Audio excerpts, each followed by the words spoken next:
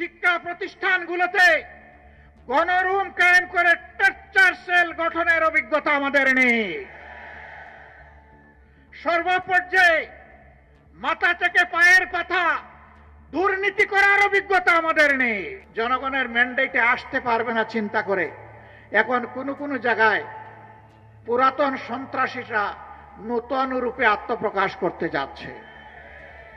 কোথাও আমাদের প্রচার মিছিলে গুলি চালানো হচ্ছে, কোথাও মা বোনদের উপর হামলা করা হচ্ছে, কোথাও আমাদের প্রচার উপাদান উপকরণ সমূহ ছিঁড়ে ফেলা হচ্ছে, সরিয়ে ফেলা হচ্ছে। মা বোনদের উপরে আপনি যখন হামলা করবেন মনে রাখবেন ওই মায়ের সন্তান আছে, ভাই আছে, স্বামী আছে। তার ইজ্জতের উপরে হামলা করার পরে তারা বসে থাকবে না। এইভাবে আপনাদের হামলা প্রতিটি মায়ের হৃদয়ে জামাতে ইসলামী ইসলামী ছাত্র শিবিরকে পৌঁছায় দিবে ইনশাআল্লাহ। মসজিদের ভিতরে কোরআন চর্চা সহ্য করেন না, এর জবাব অতীতে যারা এমনটা করেছিল তারা পেয়েছে, আপনারাও পাবেন।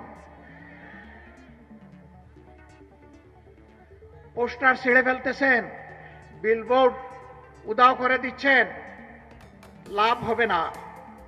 আপনি গাছের পোস্টার, লাইট পোস্টের পোস্টার, দেয়ালের পোস্টার, সুতোয় টানানো পোস্টার আপনি ছিঁড়তে পারবেন, কিন্তু জনগণের হৃদয়ে ভালোবাসার যে পোস্টার লেগে গিয়েছে সেই পোস্টার আপনারা ছিঁড়তে পারবেন না।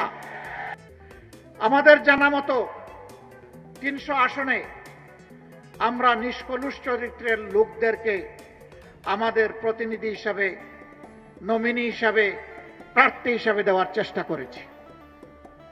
আমরা তরুণদেরকে এগিয়ে এনেছি। আমাদের অঙ্গীকার আগামীর বাংলাদেশ তরুণদের বাংলাদেশ। তরুণদের সেই স্বপ্ন পূরণের জন্য আমাদের যারা নমিনি তাদের 62% হচ্ছেন তরুণ।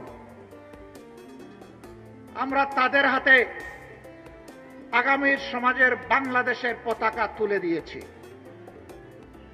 এখন জনগণকে শুধু অনুরোধ করব, আপনারাও তাদের হাতে পতাকাটা তুলে দেন।